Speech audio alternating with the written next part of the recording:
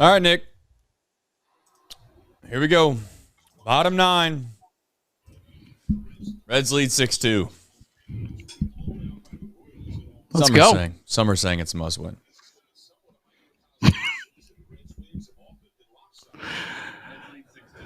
Oh boy.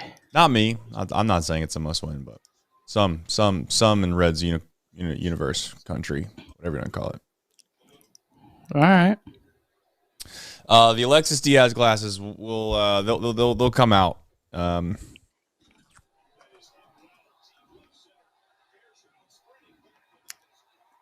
When it's a safe situation, which it now is. I think we'll put them on. That's what that's what I was gonna say. I think. Well, it's not technically a safe situation because you can't make your own safe situation. No, I wasn't gonna say safe situation. I was saying that I was gonna put them on as soon as I found them. That's what I was gonna say. I found them. All right. That one's on you, but we still got a couple I'll take runs it. to work. I'll take it. For those that don't believe in certain things, then you've been proven wrong again. Yeah, I mean, it just keeps happening. I don't know how many times it needs to happen, but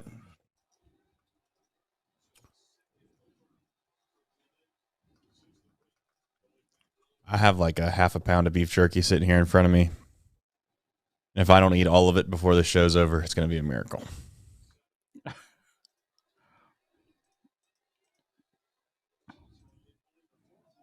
Throwing strikes, man. So far.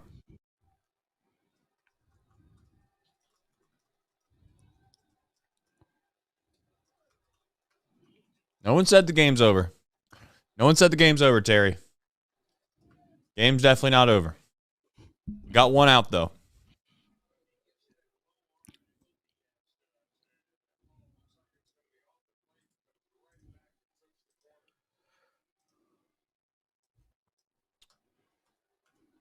Nice pitch.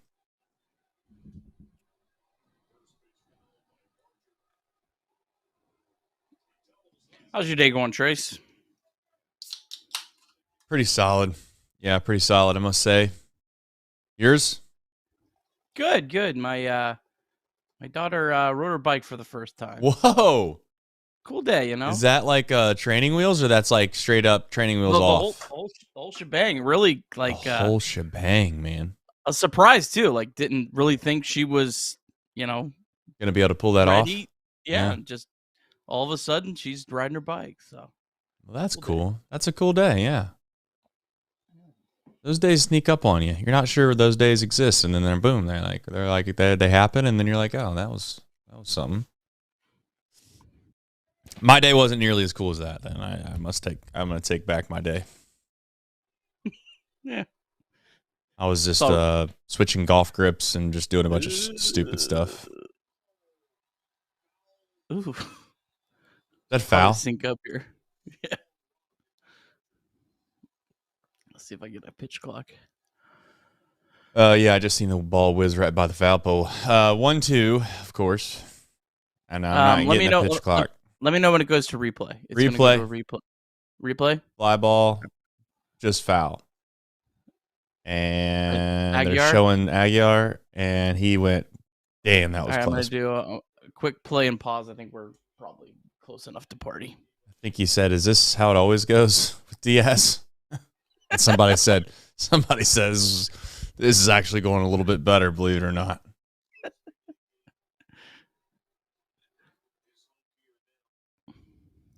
Oh, no. Oh, it didn't hit him.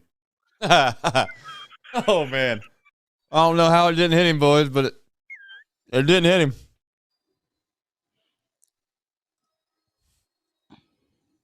This is the full experience.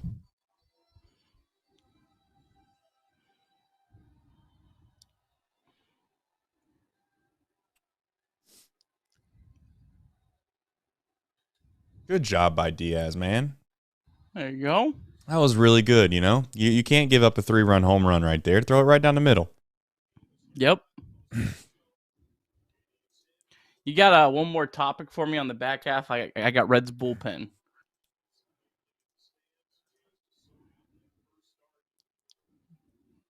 Standing ovation Santiago. I mean, does that deserve a a slot tonight? I don't know. I mean, chat. yeah, I need you're one going to more have to rely on topic the for chat. one more topic for the back half. I have Brett's bullpen. So I need one more topic.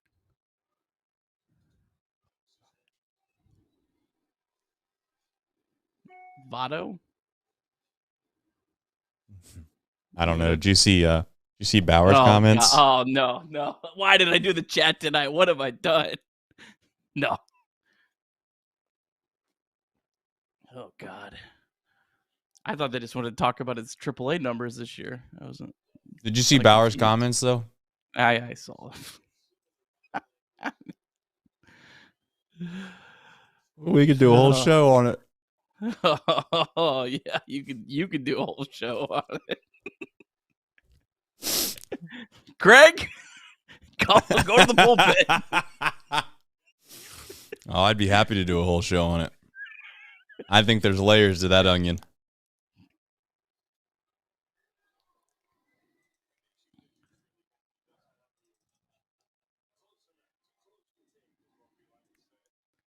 Start peeling them back one by one. There we go. Ellie should bunt more. There we go. That's our topic. Really? Hey. Yeah, that's an out. All right. Hey, the Reds win a baseball game, which means I didn't know how many more times you're going to get a chance to listen to it, but you get one more try, apparently.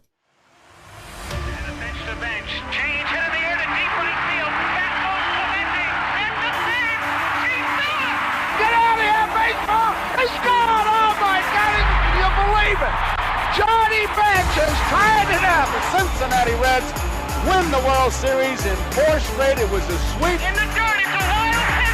Here comes Foster. The Reds win the pennant. Perkins won the game. That ball is fair. Cincinnati's ahead. 2 games to none. Welcome Joe Randa to Cincinnati. Adam Dunn has done it again. Benzinger backing and calling. And the 1990 World Championship belongs to the Cincinnati Reds.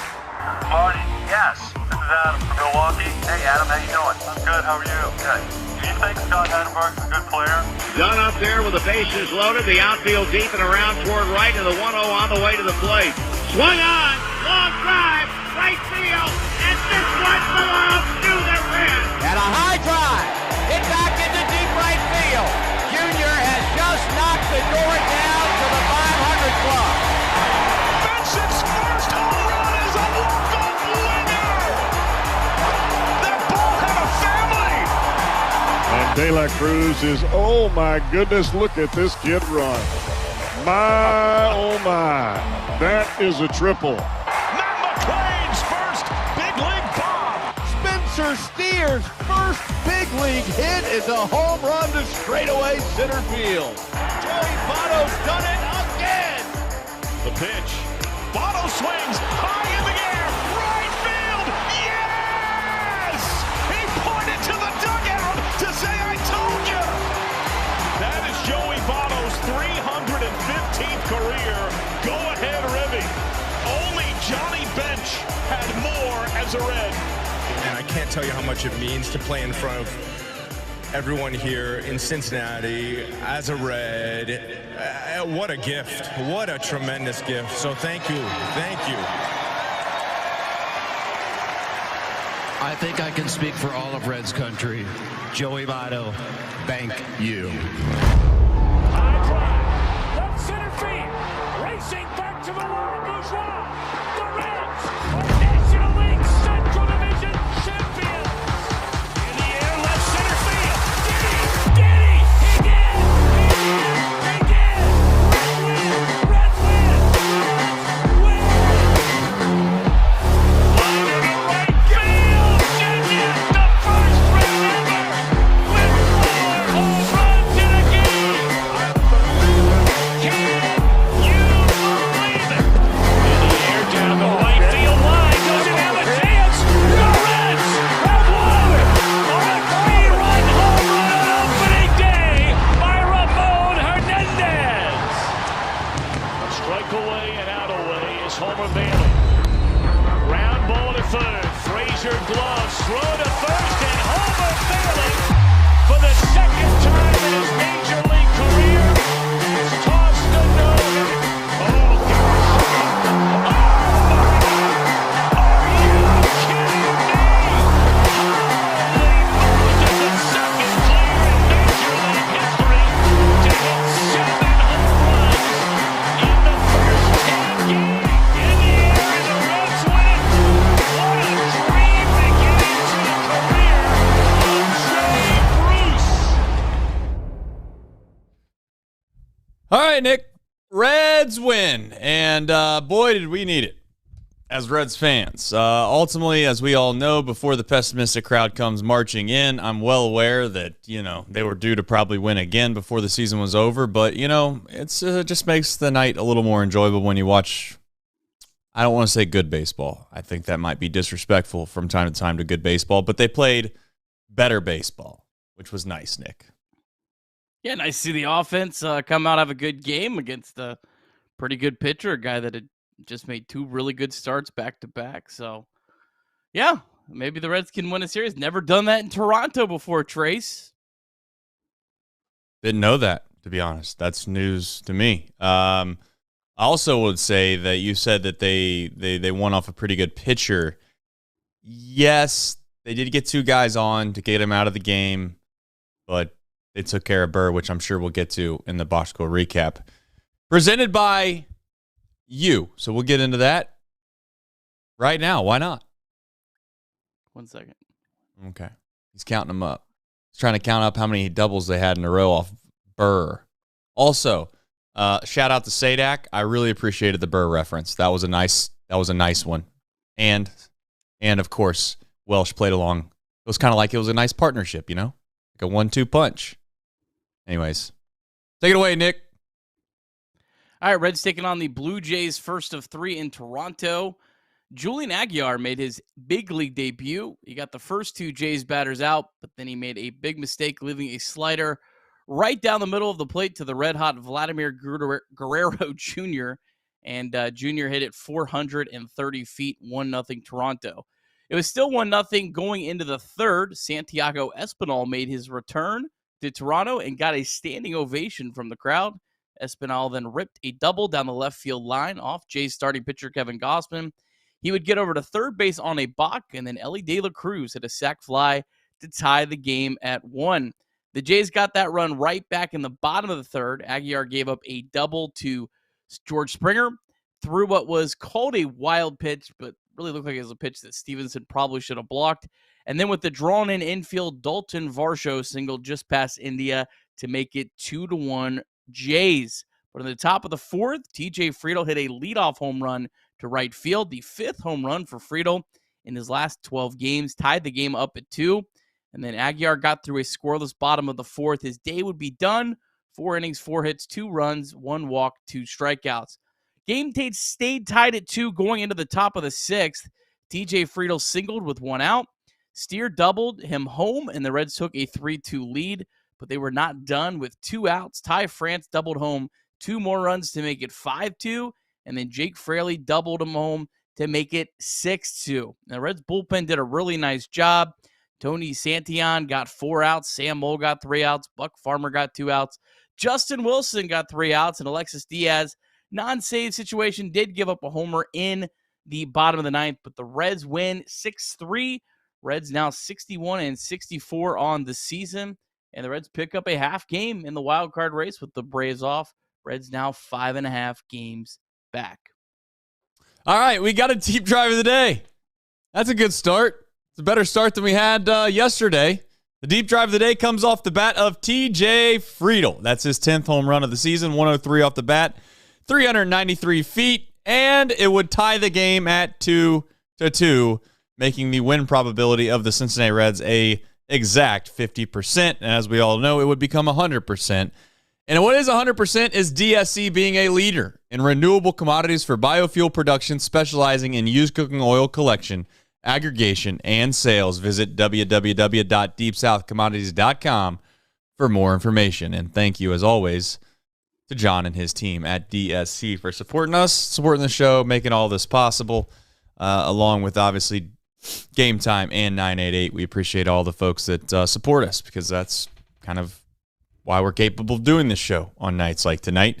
TJ Friedel's topic A. I think he should be. He's the player of the game, and it just reaffirms everything we've kind of said on this show time and time again, which is, what does this team look like with a healthy TJ Friedel for a considerable amount of time? I'm not ever going to say, Nick, that you have to have a guy all season long, right? Because that might seem a little unrealistic in this day and age. Yes, I know Cal Ripken played for 35 years and never took a day off, but the way the game's being played now, if he could play in 75% maybe the games, Nick, I would be thrilled to death next season. And then I really do believe in my heart of hearts, and I understand that people are going to maybe think that this is making excuses for this organization. But if you had TJ Friedel and you had Matt McLain healthy, I just think this is a wildly different team. And it's hard to, maybe put that much onus on two guys, Nick. But I find myself thinking that. And then really the only difference from last year and this year is mostly that. I don't want to say it's everything, but it's mostly that. And really the pitching's the only reason, Nick, that this has even been a semblance of what we would call, a competitive season. Yeah, I throw Christian Encarnacion Strand into that ring too. I know he looked really bad, so maybe he kind of doesn't feel as important, but I still think he was pretty important to the Reds going into this year. But TJ Friedel, I mean, it's really great just to see that the power just doesn't seem like it's a fluke. Yep. I know like his batting average is low, but that doesn't really concern me because I don't worry about, is TJ Friedel going to have like a decent batting average. He has like he had entered today with a 230 batting average on balls in play. That's TJ Friedel's not going to have that. Like that's ridiculously low. So, but the power is the one thing that really goes, okay, I think that what he did in 2022 and 2023 is more legit. If it was all batting average and was hitting a lot of singles, it would feel a little more fluky. But the fact that he's hitting legit homers, it gives me a lot of hope that he's maybe not like the 4-win player we saw last year, but he's probably a legit 3-win player. Well, regardless, he's not a fluke. That's the biggest thing, right? And that's what you're getting at. And I'm just hopeful that he finds a way to stay healthy, and it's as simple as that. And there's really no reason to really get into the depths of a conversation about TJ Friedel because staying healthy is a little bit of luck. I really do believe that it's just a little bit of luck, and TJ unfortunately has had a little bad luck. Now I do want to make it clear, and I know that he acted like he can't do this. Well, he better find a way. He's going to have to dial it back a little bit in certain situations and understand that his worth is very high, and he can't go diving for baseballs over his head into a wall. I don't give a damn. It's not an excuse. And I know people appreciate that, right? In Cincinnati, it's all about hustle this, hustle that, and I understand it. I'm not taking anything away from people that play the game as hard as you can possibly play it, right? Pete Rose, of course, is an old-time player that everybody brings up. Ryan Friel's another guy that everybody brings up. I'm just saying that if you know that you're this valuable to this baseball team, it's a disservice to this baseball team to dive after, basically balls that are probably going to be very, very low percentage chances of catching it. And I'm not saying that he never dives, but I would hope in spring training especially that he kind of understands that we need to dial it back a little bit because I have got to be on the baseball field for this team. And I know people might disagree with me with that, and that's fine. But that's my personal belief with the whole TJ Friedel thing, and we'll see if he's capable of doing it.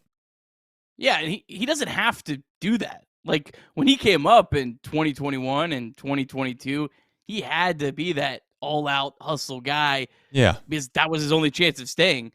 But someone should get in his ear and be like, TJ, you're a really good player, man. You're a guy that can hit 20 home runs in the big league, play good defense. Like, it's not just for the Reds. It's also for yourself, man. Like, he's 28 years old. You're only going to have so many years to make money, and he needs to stay on the field for that and the team. It's a win-win for both parties. So yeah, I mean, I agree. I mean, that there has to be a balance there, and I applaud and appreciate his effort, but it's doing no one any favors if he's not on the field. And I mean, if it's a postseason game and you want to dive and go crazy, go for it. But August 19th against the Blue Jays is not when I want to see you, trying to make some spectacular play at the risk of having to sit out another month and a half. Yeah, and someone's right now that has played before is going to say, well, you never know when you can get injured. You can't predict whether you're going to get injured. Dive in here, dive in there. That's fine. I understand. I trust me, I understand. But on March 16th in Goodyear, Arizona, there is 100% chance that if you don't dive for a baseball, nobody cares. I mean, I don't care if the ball could have been caught or not could have been. I don't care. Let's just make sure. Now, you can't bubble wrap them, of course. Let's make sure that it's a fluke type injury. You get hit in the hand or something when you're up to bat. That's fluky. That's something you can't control. You can semi-control your actions in the outfield. And I know it sounds stupid, but even if you got to learn how to dive and roll or whatever, I know we sound like idiots now, but I believe in all that. There's guys that can stay healthy because they know how to land and dive. Hopefully TJ figures it out. And it might have just been a fluke, not to jump all over the place in the map, but I remember when Matt Stafford, his first couple of years in the NFL, he was completely injury prone, right? And then all of a sudden he played 9, 10, 11 years in the NFL and didn't have an injury. It was just, that might happen for TJ too. He might play 5 years in a row for the Reds and never have a situation with injury again. So we shall find out. Guy getting a chance to throw for the first time with Julian Aguiar. I'm going to say it really fast. I'm doing my best here. I want to put an L in there every time. Aguilar, and it's not that. I get it. But I thought he was decent. I'm not going to try to rain on his parade here, Nick. I'll let you kind of maybe color in some of the bright spots. I thought he was decent. I'm not going to go much farther than that. He got the job done. I mean, that's he got the job done tonight. He made some pretty bad mistake pitches. Actually probably got away with a couple. He's a guy that his location will be a lot better than that. I'm assuming that was just, your nerves of a first big league start.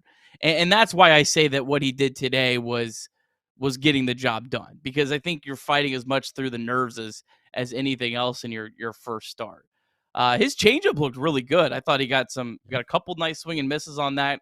Got some guys to roll over on some ground balls. So I think that's a legit pitch. That looked like that plays. David Bell clearly wanted this one. He was not going to let Aguiar go through more than 4, and I don't really blame him. But yeah, I mean, look, it was a good step in the right direction for him. I don't think he's like perfectly seasoned and ready for the big leagues, but sometimes your big league opportunity comes when it comes, and you got to try to take the most of it. But yeah, I mean, I thought he was fine, and I think he deserves another start in Pittsburgh this weekend, and let's see if he can build off that, because he definitely has some talent. I think he kind of has gotten pigeonholed as this guy that's like, oh, he's this Mike Leake type pitcher, and it's like, well, he actually can throw the ball like up to 98 miles per hour. Like, he does throw hard, he just doesn't get a ton of swing and misses. And you see like that changeup and his ability to get some ground balls, it could play well in Great American Ballpark. I think his changeup's a plus pitch. I don't know what the numbers and metrics say on it, obviously, from the analytics and stuff plus and things that kind of Reds and 4 is into. So I don't know what that side of the aisle looks like, but just from watching him throw 4 innings, which isn't a lot, his changeup looks like a above average major league pitch, something that you could build a okay career off of if you're able to locate your other pitches and you continue to throw strikes, which is kind of what he's done. I mean, he throws strikes. So, and how many times this season, Nick, have we talked about a guy where his peripheral numbers don't look great in an outing, right, in a start, and you're like, hey, he was not really good here, there, but he didn't walk anybody. And if you don't walk anybody, Nick, you give yourself a chance most of the time. I mean, the guys get themselves out in baseball more times than you get them out, in my opinion, from a hitter standpoint. And then there's the special guys that you have to get out, right? There's only so many of those, though, in Major League Baseball. maybe one, maybe two on every team that that you might have to get them out. So good for him. And I agree with you. Listen, I couldn't imagine living out like a childhood dream that you've been working for quite literally ever, as long as you can remember, and not having some semblance of nerves that's going to affect your overall look or feel to a baseball game, and pitchers especially, because there's time to think when you're on the mound, Nick. Guys that get called up to pinch hit or hit, it's kind of an instinctual thing. Like it's right there, and you hit and you swing, or you field a ground ball. Pitching, there's plenty of time to kind of let it sit and marinate between the ears, especially between innings and the whole 9 yards. So good for him. Yeah, I mean, he's only 23 years old too. Just like for some comparison's sake, Abbott was 24 when he made his big league debut. Ladola was 24 when he made his big league debut. So he's still really young. He only threw 77 games in the minors, only threw 47 games above not even 47. He only threw 33 games above the AA level. So he was a fast track to get here. Has some good stuff. So some reason to have a little bit of excitement, but I don't think we need to, I don't think we found our ace either. But just a nice start, and we'll see what he can do the next time out. And I'm happy for him. Yeah, the dumb things, if the dumb thing about like looking back in 2-3 years at certain things, it wouldn't surprise me if Aguiar is a guy, when we're trying to win a pennant, who's a guy that's like a Buck Farmer coming out of the bullpen or something. Yeah, you know what I'm saying? Like, he might be somebody that we come to know that's a decent guy that's coming out of the bullpen that we trust. Now, I know that's not his aspirations, and if as a Reds fan, maybe he grows into this budding star as a pitcher, starting pitcher. But you just never know. And I think that changeup, it could turn himself into a situation where he's a ground ball specialist. He might not get swing and misses a bunch, but that could play at the big league level. Ty France has been unbelievably good for us. I don't know what else to say about it. I'm going to say, is he the best pickup that we've had since when? At the deadline, like or post deadline, if you want to call it that. Sam Moll's probably still above. He's the best, hitter. He wasn't technically a waiver pickup, but it was like basically a waiver pickup because the Reds, it was called a trade, but wasn't a trade. But yeah, I mean, it was essentially dumping him for cash. Right. Yeah, I mean, he's been great. He's hitting the ball really hard too. Kind of surprising that there wasn't more teams with a little higher playoff odds that wanted to take a flyer on a guy that had a good track record. I mean, this shouldn't be that surprising. I don't know. Maybe teams just thought he was completely on the down and out. And again, it's a short sample, so we shouldn't go crazy. But the cool thing is, and I've said it before, still have control of him next year. So if it's a big if this guy keeps raking, I mean, I don't know why you wouldn't keep him around next year, at least as just another option to have. And, you could, if he hits well enough, he's going to be worth that money that he's making next year, which is going to be probably in the 7-8 million range. I think we discussed it. You could trade him if you're able to build a team where you don't need him. So gives you options. Yeah, it reminds me of the scene in Moneyball where he's, he calls the ownership group and Billy Bean's asking if he can get a guy and pay for him, and the answer was ultimately like probably no or something, and he throws back in their face and he says, "All right, well, how about this? I'll cover the salary, but when I sell him at the deadline for more money than I got him for, then I'm keeping all the profit." And I know that that's a little bit of a kind of a stretch from a movie perspective, but that's kind of the thought I have with Ty France going into next season is maybe he just helps us win games too. Doesn't always have to be a move. There's a chance he helps us win games, but we already talked about this yesterday. It's the Reds and the Reds fandom are going to expect more help than Ty France heading into next season. Although he's been great this year, so we don't want to downplay that by any stretch. All right, jumping into the back half, we got some supers tonight. As always, thank you for supporting the show.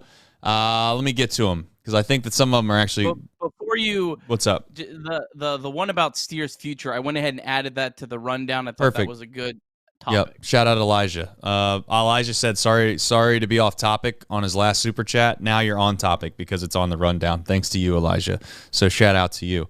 Ned Flanders says, what a performance by all-star manager David Bell. The right relievers at just the right time. The defensive substitutions. A master class on how to win 1 out of 4 games in the big leagues. Now that is a super chat if I've ever seen one. There's some humor involved there on both sides of the aisle. He's almost making fun of everybody there. He's making fun of the people that say David Bell loses every game. He's making fun of the fact that David Bell has only won 1 out of his last 4 games in the big leagues, and that means he's good. I don't know. I thought that was one of your better supers there, Ned. So shout out to you. Elijah, I know he was asking the question at the end, but I'm going to read the first part because we very much appreciate you. And everyone else says, just wanted to say that I watch you guys every game. I can't always donate, but you bring me joy as a fan of this franchise where being a fan can be brutal. And boy, are you right. Yes, this is very much a therapy session more times than not. And one day it's going to be all hell breaking loose. I don't know what exactly is going to happen when the Reds break through and we have this show, but it's going to be glorious. And then of course he has the Sear question that we'll get to here in just a minute. So thanks to Elijah. Game time. I was thinking about possibly going to a concert tomorrow. So that made me download, and I already downloaded it to be honest. So that made me open the Game Time app today, check out some tickets. If you're looking to get tickets yourself, whether it's concerts, maybe it's a theater play, perhaps it's, I don't know if they have any other things outside of sports, you can check it out. Download the Game Time app. You can use the code CINCY, C-I-N-C-Y. That'll get you $20 off your first purchase. Terms do apply, but it'll get you $20 off your first purchase. You got to use the code CINCY, C-I-N-C-Y, and it'll be right there. When you go to check out, you can make sure that no hidden fees, because I do that every single time.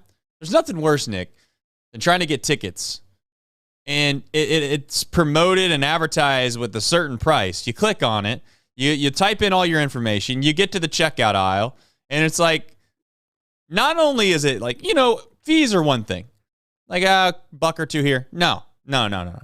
Nothing worse than having like the price jump 50%. And then realizing that you just wasted all your time because you don't want to buy the tickets for that price. That doesn't happen in the Game Time app. So download it today. And as always, use the code CINCY. And you get $20 off your first purchase. Terms apply. As always. 988, shout out to them. I don't know if their services reach Canada. And honestly, I'm sure if you live in Canada, maybe you have bigger fish to fry than just Blue Jays games. I'm not sure. But just saying, if you need it, call it anyways if you're up there. Maybe it'll work. If it doesn't work, I don't know. I really don't know. I don't know what to tell you. But if you do live in the States, as always, you can call or text 988. Well, the internet works. They can visit mantherapy.org. Yeah, exactly. Well, I think the internet works. Well, you never know. You never know up there. I assume it does. All right, we got the Reds bullpen on here. Hey, they did a good job tonight. Very, very nice. I'll tell you, obviously the Blue Jays pen was pretty poor, and I know that we'll talk about the Reds bullpen in just a second. I was going to say to you, Nick, I thought I had seen this story before, okay? I got to be completely honest with you. At first and second, right? That turned into, I think, was it second and third? I can't even remember at this point. Candelario comes up to plate. And it's like, hey, let's just put the ball in play here, No big deal. Just put the ball in play. Candelario strikes out. Steer finds himself in a position where he goes down 2 strikes, and he just swung at a pitch that landed about 57 feet. And then for those that don't know, it's 60 feet, 6 inches to the plate. And I thought for sure Steer was going to find himself in a tough spot, but he put on an incredible swing, and then it was just kind of like a domino effect from there. So Spencer Steer, although we didn't talk about him holistically yet, we'll get to him just in a second, I thought that was the biggest swing of the day, and that's kind of what led to Burr kind of falling apart there before we get into the Reds bullpen. This was only comeback win number 21 of the season for the Reds. Reds had 48 last year. Now that number is a little bit inflated because you had Luke Weaver and you had starting some really pitching. bad. Starting pitching helps your comeback win number, but there definitely hasn't been that same level of you get down and you're able to come back. There's a little bit of both of inflated or not, but yeah, it was good to see the Reds.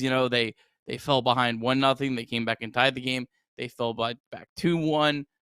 They came back. So that's good to see. We haven't saw very much of that all year. It's either been the Reds come out and they just win the game, or they get down and it's over. It's really not been a whole lot in between. No, and last year, you bring up a good point. I think it was two things last year, Nick. I think it was 100% the starting pitching was not as good, so you give up an early run or two in the first or second inning. And in fact, every time Luke Weaver threw, there was 3 runs or 4 runs in the first inning. And then after, to be fair to Luke, he did shut him down after that and would throw like 4 2/3 innings and give up 4 runs.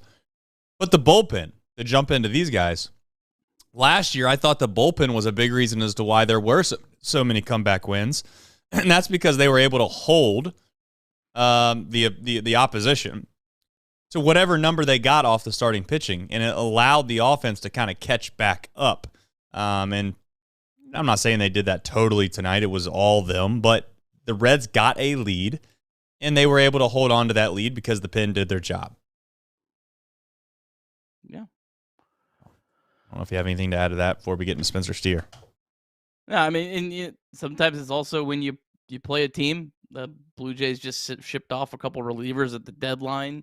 Their bullpen wasn't very good all year to begin with, so you're kind of catching a team at the right time, but you still have to go out and perform either way. So good to see, and good to get Gausman out of the game. As I mentioned, I mean, Gausman's last 2 starts were really, really good starts against quality competition too. So I got to be honest, I didn't have a lot of faith when I looked at the starting pitching matchup tonight, but that's baseball. It is baseball. They probably didn't deserve to win tonight based off of paper, and they deserve to win some other games earlier against a lot of other games. As we know, at least one against the Royals would have been nice, but who's counting? All right, let's jump into Spencer Steer. Elijah did ask. He says, where do you see Steer fitting into this team in the future? ATOBTTR. And that means, for those that don't know, and this one belongs to the Reds, I think Steer is a very interesting player because he's on the older side. So it's kind of hard to be like, okay, let's sign him long term, or I don't know. I mean, I'm not trying to be rude, but it doesn't seem wise of the Reds to try to extend Steer or do anything like that, because you're going to get yourself into a position where you're extending him into years that traditionally players don't play all that well because they're too old. I don't know how else to say it. But he has showcased, Nick, of all of the guys that we talk about on a daily basis, he showcased 2 things to me. I think he's been consistent for the most part with his approach. I know he's had ups and downs this season, but I think that's the case for almost everybody in Major League Baseball outside of, like I said before, a handful of guys.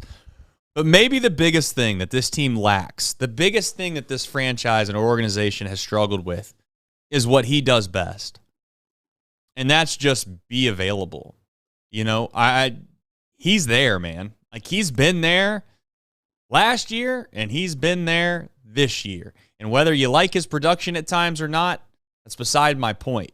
It's more or less you can rely on him. And I do think that holds some value. But I'd be interested to see your thoughts on where you stand kind of with extending him, or your overall kind of feelings towards Steer in general. I'm not against extending him, but I mean, it would have to be like the right price. Steer would have to be on a pretty big hometown discount, a discount of a guy just trying to get some guaranteed money earlier in his career. If Steer's looking for a big payday, then it would make 0 sense for the Reds to be the team to be trying to do that. I think Steer going into next year should be the exact same thing I thought this year. I think that you should go ahead and try to fill out your roster for your team next year. You should put Spencer Steer's name to the side, and you should build your roster without him, fill it out, and then guess what? There'll be a spot open up for Spencer Steer. It happened this year within like about 6 days of spring training. So, I mean, I think he's the kind of guy that he's not good enough defensively for you to pencil him into one position, but there'll be a position open up. And so he should be depth. And I mean, if miraculously everyone somehow stays healthy, then I mean, someone has to sit. It's okay. I'd rather have good players sitting than bad players playing. I mean, if this year's taught us anything, I think it's that. For those that are wondering, Spencer Steer does not reach free agency till the 28-29 season. That would make him 31 years old. So you're extending him for age 32, 33, 34. Come on. Like, let's be honest here. I did see a headline, though, that's kind of funny, and I got to click on it just because. It says the New York Times says Reds signing of Jeimer Candelario could push Spencer Steer to the outfield. So, now, he got pushed to the outfield for other reasons, but the fact that Jeimer Candelario is the guy that's going to make it to where Candelario was supposed to be a good defender at third base. Well, I don't know about that. Anything but. I mean, he was. Like, his numbers were really good coming to this year, and he just completely crapped the bed. It isn't. You think it has? I'd like to see the BMI of Jeimer Candelario before he arrived and what he is now. Personally, I would like to know that. Now, whether or not it's the same, I don't know. I have a feeling it's different. Ruby's Steakhouse is nice. I think it's good. I think Ruby's is a very nice steakhouse. I saw him working hard in spring training at third base. So, Well, I'm glad you found it. Do you remember seeing Aguiar at spring training? Maybe, I don't know. I know two guys I definitely seen. He pitched in that Carlos Jorge. He pitched in that prospect game. He was like the third pitcher. My mind was a little cloudy for the prospect game. I do remember seeing Rhett Lauder throw though. Yeah, I think he might have been the second one. Yeah, and I definitely remember Shang-Yen Lin. Those are the two guys. Those are standouts. So yeah, I don't know. But to finish off the point here with Spencer Steer, I'm just gonna say it out loud. I'm not extending him, but I am going to appreciate that we have him. For plenty of time left. So there's really not a whole lot the Reds have to do with Spencer Steer from a standpoint of paying him. Just write it out, pay him arbitration, whatever arbitration says, and keep it moving. So you think you gotta add. Go ahead. I'll add. I'll say it. I mean, if a team is going to give you a big return for Spencer Steer, I'm not going there. I do think he's one of the more expendable players, position player wise, on the Reds. Now, a team has to pay you a king's ransom, but if someone's willing to give you a piece that makes sense, I mean, I think he would be one that I would consider for sure. I think that a lot of the teams that the Reds want, that people want the Reds to emulate. Yeah. They trade players like that don't necessarily fit, but they feel like they can get great value out of. But if not, you're just going to continue to ride them out all the way up until free agency or close to it, and there's nothing wrong with that. That's a fine thing to do. Yep. So I think that's what they will do.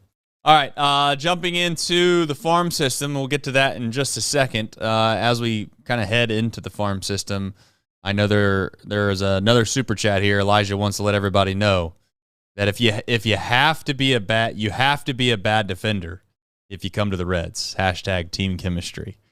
So he's not wrong. I hate that that's kind of our MO. You know why I hate that? Because we don't have a great offense. It makes no sense. I mean, it's like we're giving up the one thing that you would traditionally sacrifice to get plethora or a surplus in one area, and we have neither to show. It's like we'll take a below average hitter. Well, is he a great defender? Can he run? What else can he do? Like, nah, he can't run, and he definitely can't field. It's like, we'll sign him up. He'll play down for the Red Legs. Good for him. So, I don't know. Anyways. Got anything? Reds MILB? Reds MILB, yeah, just couple games today. Sadly, this will just be the second to last report for the Dominican Summer League, unless they qualify for the playoffs. I still don't know how that works. But the DSL Reds, they beat the DSL Rays 8-6 today. DSL Reds now 36-18. They've got one game left. Adolfo Sanchez 1 for 3 with a walk. Jervin Moriallo 0 for 1 with 3 walks. And Yeko Soriano 1 for 4 with 2 RBIs. And then the DSL Rojos, they beat the DSL Pirates Black 6-2. Nabio Mariano was 1 for 4 with an RBI. So there you go. Nice. Am I allowed to go off topic for a second? Absolutely. Do you have Bally Sports on right now? No, I switched it to the Giants. I want to know how to get this guy's job. If I'm not on Chatterbox Reds anymore, it's because I found a way to get this guy's job. I mean, he's done figured it out. This guy has figured out how to win at life. He's just decided that he's going to go after Bally and take all their money and say, hey, I got a plan in place, and his plan is very clear. And I want to basically say that it's a commendable plan. Anyways. What is it? I can't even watch it because after the game is over, I know he's a famous guy. I know he's a famous guy, or maybe when I say famous, I think people know. But I mean, that girl can't putt. She just can't putt. She needs lessons after lesson after lesson. Long story short, we're playing golf here. We're learning golf lessons, and it looks as if we've hand selected. We have been very selective with the partner in which we are teaching to play golf. I'll leave it at that. Moving on.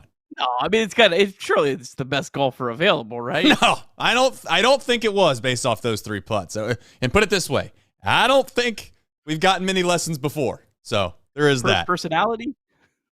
Maybe. I don't know. TV's not turned up enough for me to know if there's a personality there. But I do know Jimmy Hamlin. That's his name. I'll have to figure out how do I get Jimmy Hamlin's job. And I'm not trying to take his job. I just want to know when he retires, I am ready to step in line. I'm ready to take that role on. It looks as if, I'm not trying to judge, it looks as if I will be a prime candidate when he decides to retire. It appears that our transitions, our timelines of careers don't really match up that closely. So I'm ready. I need to get in touch with him. But that is that. All right. Jumping into who, what, when, where, and why. We're not talking about Joey Votto tonight. I know there are people that want to talk about it, but we're not doing it. I'm not doing it. I can't do it. Maybe in September. Who, what, when, where, and why, Nick?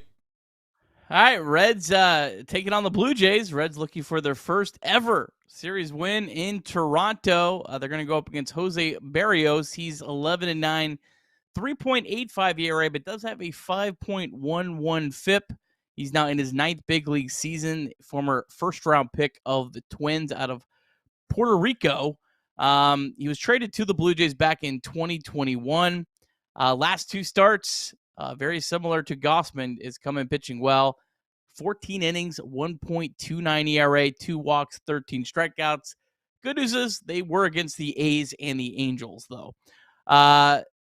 He's 0-2 with a career 5.27 ERA against the Reds. Last season, though, he threw 5 2/3 shutout innings. Reds looks like they'll go with Carson Spires. I'm assuming they're probably going to go with an opener again tomorrow. It would make a lot of sense if they went with maybe Pagan again. Pagan seemed to do well. And then go to a lefty, given how the Blue Jays do their lineup, and then go to Spires.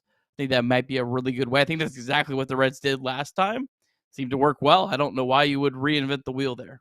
They'll reinvent it somehow, some way, because that's the only thing that makes sense sometimes with this ball club is to take something that you thought they were going to do the first time and then not do it the second time. But I'm with you. I'm all for Pagan being the opener. That's what we're going to call it.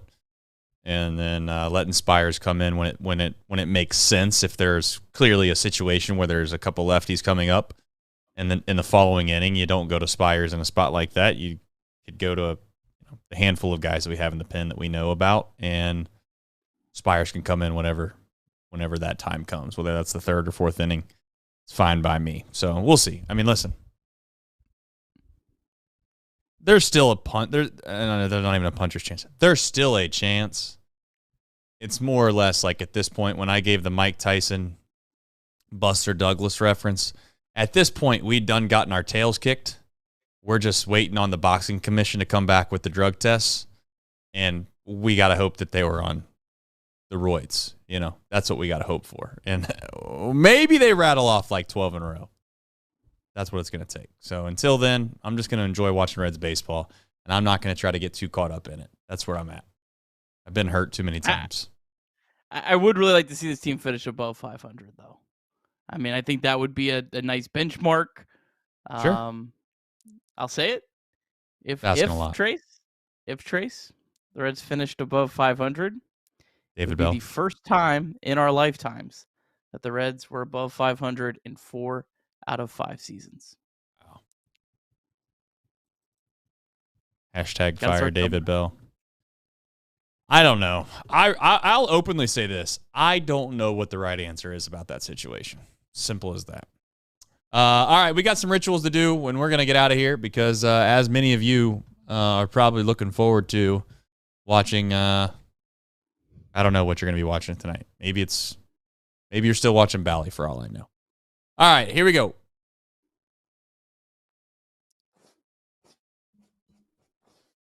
Nice job. Yep. Ooh, little kick, little side kick. You know what's ridiculous is what's that guy's name again? Jimmy Hamlin? No. Man, we are all over Jimmy tonight. What's the guy's name that you just what's the actor's name? The Pillow Nick.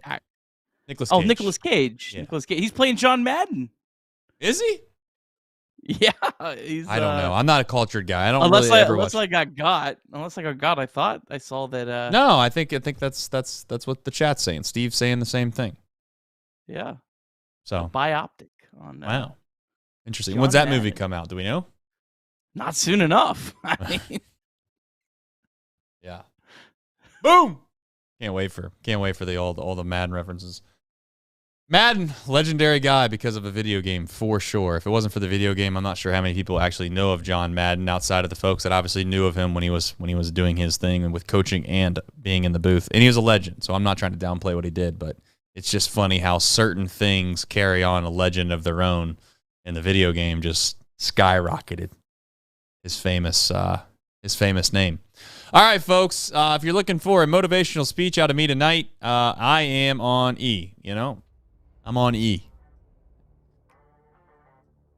I also said I was going to fix my drywall when the season's over. So I might be behind on that. I got baseball cards back there. Got a rocket ship. But I just want to say this. I know we say it all the time. Maybe you guys think that we're being kind of like maybe sarcastic from time to time. Thank you for supporting our show. Thank you for telling everybody about what we do. And we're a small company, small company, just a couple guys talking baseball out of their basement with all of you, and we enjoy it. So continue to support us. We're going to need it over the next 30 days.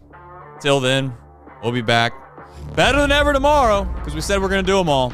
And I said I'm going to dunk after every game, so here goes this.